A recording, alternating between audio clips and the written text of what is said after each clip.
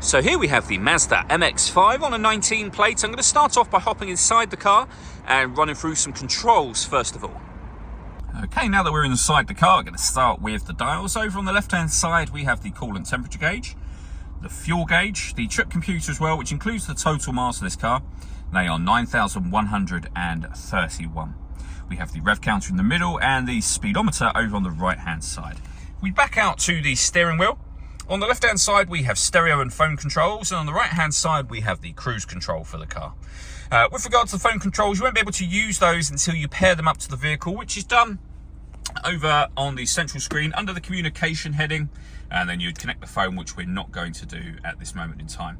All of the movement you see me making on the screen is being done using this dial primarily, although you can use the buttons that surround it. So the home button, for example, will take you back to the main menu, where you could rotate the dial to any of these options, which include satellite navigation. Push the dial down to enter that menu, and you can see that's a nice color display. We've done a video showing how Mazda's satellite navigation works, and you can find that on our website and also on our YouTube channel as well. Come back out to the home screen. You can then access your radio and media from here. So there's a few ways to listen to your music.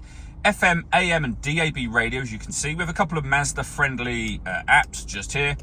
We've got Bluetooth audio and 2 separate USB inputs as well. If you plug devices into those, they won't be grayed out and you'll be able to select them too. Working our way down, we have the air conditioning or climate control in this car's case. So you can adjust the temperature, the fan speed, and the direction you'd like the air to be distributed in. When you're happy with those settings, that's your air conditioning on. Same button will turn it off. Or you can turn the dial to auto for the fans. The car will now take control of the fan speed to maintain this temperature. And you can do exactly the same, should you wish to, for the direction the air is being distributed in as well. Obviously, you can override them manually at any time you wish to. You can also recirculate the air that's in the car if the roof is up as it is now. And that's a great way of heating it up or cooling it down quickly depending on the temperature you set over here. We have a heated passenger and driver seat, passenger, driver here, both with 3 different heat settings each.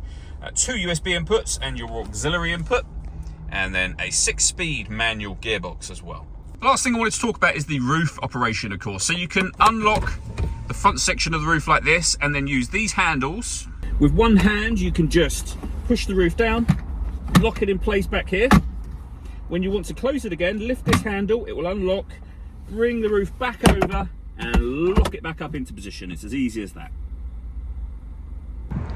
All that leaves me to say is thank you for taking the time to watch this video. If you'd like to come and see this ULEZ compliant car for yourself and have a test drive, please feel free to call either of our MJA sites. We'd love to hear from you soon.